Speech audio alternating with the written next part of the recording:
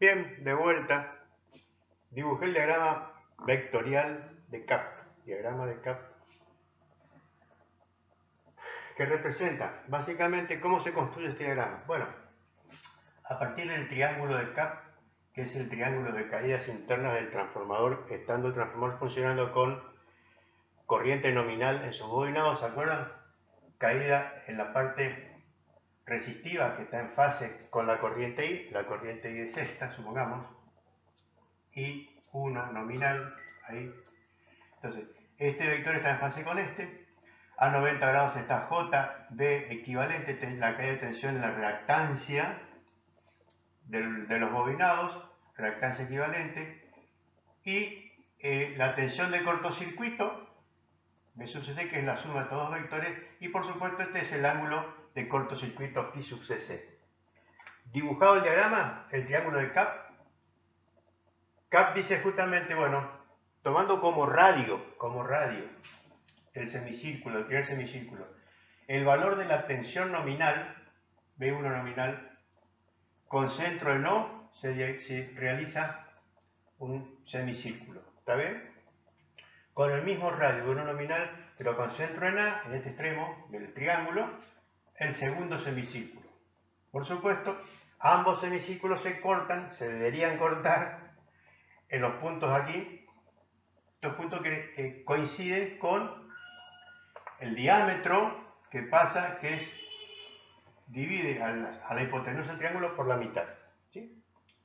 Es la mediatriz del segmento OA. ¿Está claro? Bueno, si estuviese bien hecho, está bastante bien hecho, gracias a Dios, por eso estuve haciéndolo con un poco de...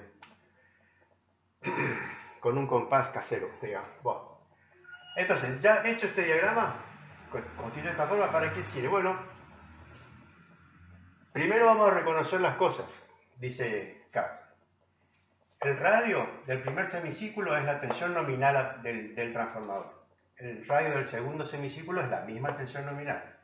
Si esta es la tensión, la caída interna de la máquina, la caída interna de la máquina que se produce cuando circula la corriente nominal, ¿sí? Esta, ¿qué es esto? ¿Qué es el vector AC? Circuito equivalente. R equivalente. JX equivalente.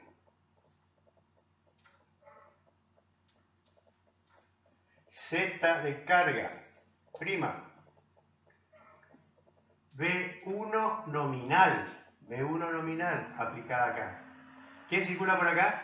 I1 nominal. Esta. ¿Sí? ¿Cuánto vale la caída acá? La caída de tensión en R y X vale B sub CC. Esto que está acá es B sub CC, vector. ¿Saben? Bueno, entonces, B1 nominal, menos, esta caída de tensión, ¿quién es? El vector AC, ¿quién es? B'2. O si ustedes quieren, I'2 por Z de carga. Esto es B'2. ¿Está bien? Esto es B2', el vector. ¿Está claro? Bueno, reconocido el vector AC, entonces, representa la tensión en la carga, referida al primario, por supuesto, ¿saben? Bueno, ¿y qué representará el vector CD? CD, el vector CD, es directamente la diferencia entre B1 nominal, este, y este B1 nominal. O sea que esto es el delta B1 nominal, pero la diferencia aritmética, no geométrica, es la diferencia entre las dos tensiones que se da cuando el transformador está en vacío a cuando está en carga.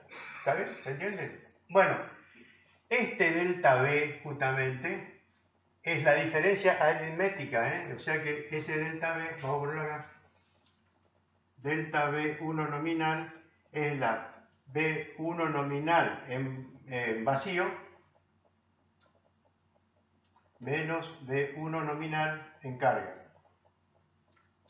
Magnitud, módulos. Este elemento, esta diferencia, es sumamente importante porque tiene que ver con lo que se conoce como regulación del transformador. A partir de esta diferencia potencial, diferencia entre las tensiones en vacío y en carga, que es esta, se obtiene la regulación de la máquina. Por otra parte, la máxima mayor diferencia entre ambas tensiones de vacío y plena carga se da cuando la carga cuando el ángulo de la corriente, esta B2 acá, tiene qué ángulo, coincide con el ángulo phi sub cc. Entonces, el máximo delta B1 máximo coincide cuando el phi de carga es igual al phi del cortocircuito. Ojo, hay que tener en cuenta esto, ¿eh? Cuando la carga tiene un coseno phi igual que el transformador, el interno del transformador, se produce la mayor caída de tensión. Bueno, así las cosas, reconocidos los vectores, CAP dice, bueno, supongamos nosotros ahora que hacemos variar el ángulo de la carga. El ángulo de la carga, fíjense. ¿Cuál es el ángulo de la carga acá? Me falta reconocer el ángulo de la carga. Si esto es B'2, está acá, ¿qué ángulo tiene B'2 respecto de IN? En este caso, el mismo ángulo phi sub cc, ¿ven? ¿Se dan cuenta? Miren. Si de otro lado, este ángulo es igual a phi sub cc. Ese sería el caso este. El B1 máximo se produce cuando el phi de carga es igual a phi sub cc. ¿Está claro? Bueno, fíjense, si yo hago que variar el B2, es decir, varío el ángulo de la carga, y digo que B2 tiene un ángulo 0 respecto de I1, así, que el B2 hace esto, se instala acá. B'2 acá. Este tiene un ángulo phi de carga igual a 0. B2 está en fase con I1 nominal, está en fase con I'2. I'2, ¿sí? ¿Está bien? 0 carga. Entonces, fíjense, en este caso, ¿cuánto varía en la magnitud de B2 respecto de esto? ¿A ustedes qué les parece? ¿El B2 se achicó o se incrementó en magnitud, el B2? ¿Está? Se va agrandando, ¿está claro, no? El mínimo valor de B2 es este justamente. Si yo lo pongo acá, B2 se agranda. Fíjense, vamos a poner en otro lugar. Por ejemplo, un B2 más inductivo, así. La magnitud aumenta, la caída disminuye. ¿Se entiende? Entonces, CAP lo que hace es decir, dándole distintos valores, este parece que no escribe más, dándole distintos valores al ángulo de la carga, se obtiene, por ejemplo, un ángulo, si le doy un ángulo en adelanto a la corriente así, fíjese, mire cómo se incrementó bastante más grande que cualquiera de ellos el ángulo, el B'2. Pasa de este valor a este que es el más chico, este es el menor de todo y después comienza a crecer para arriba, así. B'2. O sea, yo hago este juego con el B'2, concentro en el punto A, hago así, ¿cambio qué? Estoy cambiando el phi de carga. O sea, lo que cambia acá es el ángulo. Este es un phi de carga, acá tengo phi de carga igual a 0, phi de carga igual a phi sub cc, acá tengo un phi de carga, para este caso un phi de carga capacitivo, y si lo pongo acá, este es un phi de carga inductivo. ¿Está bien? Entonces, uno de los análisis que me permite hacer el diagrama de CAP es ver cómo es el comportamiento de la magnitud de B, cómo varía la magnitud de B en función del ángulo de carga, del ángulo que tiene la carga, digamos, el ángulo de carga, o sea, el ángulo entre B'2 e I nominal. I2 sería, I'2 estaría acá adentro. ¿Está bien? Acuérdense que esto es I2' nominal, son iguales. Entonces, el ángulo phi sub c me hace cambiar este vector de posición. El menor valor de phi sub de 2 va a estar acá. ¿Está bien? ¿De acuerdo? Entonces, con eso se obtiene lo que se conoce las curvas de carga de la máquina, que me dan el valor de la tensión B2, así, magnitud de B2 en función del ángulo phi de carga. ¿Está bien? Tarea para la casa. ¿Está claro? Encuentren, haciendo esto, tomando así una escuadra, más o menos cómo va cambiando, y dibújenme acá para un ángulo phi de carga 0, así. ¿Qué pasa si para acá el phi de carga es inductivo y para allá es phi de carga capacitivo? ¿Está bien?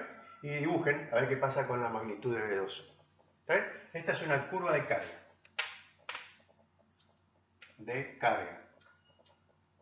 Variando el ángulo phi de carga. Phi de carga variable. ¿Está bien? Bueno, el segundo análisis, se lo estoy contando rápido. El segundo análisis es decir, bueno, en lugar de variar el phi de carga, variemos la magnitud de la corriente. ¿Está bien? Yo estoy variando el phi de carga, ahora voy a variar el z de carga, la magnitud de la impedancia z, de tal forma que me varía el i. Ese es otro tema. Bueno, entonces, tenemos que borrar todo esto para dejar un poco de espacio para poder dibujar la nueva condición. Y bueno, estoy borrando el B2, no importa. Así. El delta de carga lo dejamos acá, vamos a dejarlo al máximo. Así. El B2. Y ahora lo que tengo que hacer es, vamos a borrar un poco más, así dejamos libre el dibujo. Ahora lo que tenemos que hacer es hacer variar la magnitud de I. Acá solo teníamos el valor de I1 nominal. ¿Qué pasa si lo que cambia ahora, acá cambiaba el phi de carga, ahora cambia el módulo del z de carga, variable. La que va a variar acá, ¿quién es? Es la corriente. Bueno, y si varía la corriente, ¿varía quién? Digamos, varían las magnitudes de cateto adyacente y cateto a 90 grados del triángulo. Entonces, si yo digo, si la corriente se incrementa, supongamos, el I1, ya no es más I1 nominal, sino que ahora el I1 es igual a 1,2 de I1 nominal, o sea, se incrementa un 20%, vengo acá, este diagrama vectorial, la caída interna se me modifica y se me va acá. Se me incrementa acá y correspondientemente se me va a incrementar acá. ¿Manteniendo constante quién? Manteniendo constante el ángulo phi. Entonces, se me incrementa así.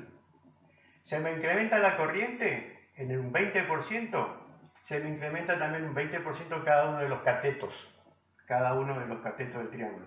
Y se mantiene constante el phi de carga. ¿Qué se incrementó? Se incrementó el B sub cc. Entonces, si este se incrementa, el B sub cc crece. El phi de carga, el phi de cortocircuito es constante. ¿Está bien? Y si este se aumenta, siendo B1 el mismo, ¿qué pasa entonces? Se incrementó, fíjense, el B2 acá se achicó. B'2 es mucho más chico. Acá, para cualquier ángulo, es mucho más chico la caída de tensión. Es decir, la tensión disponible en la carga es menor, siempre que se mantenga la tensión primaria. Ojo, si B1 se mantiene constante y se incrementa la corriente de carga, se incrementa la caída interna del transformador y disminuye la tensión disponible en la carga. ¿Está? Bueno, conclusiones entonces. Con esta se puede hacer otra curva de variación semejante, variación de la magnitud de B2 no ya en función del ángulo de la carga, sino en función de la magnitud de Z. ¿Está bien? Se lo dejo también como tarea. Traten de ubicar cómo varía el V2 para cada, pongan el 1,2% que vengan para atrás, vengan acá, se achica esto, y en lugar de tener acá la nominal, se hace un poquitito más chiquitito, entonces se hace más chiquitito, el triángulo de acá más chiquito y se agranda la V2. La caída interna disminuye. Entonces todo juega variando la magnitud de la corriente primaria o secundaria, la corriente en la carga en realidad la que varía, lo que varía acá es la caída interna. Y la caída interna al variar, siempre y cuando se mantenga constante la tensión aplicada en el primario, lo que hace es variar también la tensión disponible en la carga, la tensión en la carga. ¿Estamos? Bueno chicos, por hoy dejamos allí. Mañana, la próxima, continuaremos con el otro tema de transformadores. Gracias, hasta luego.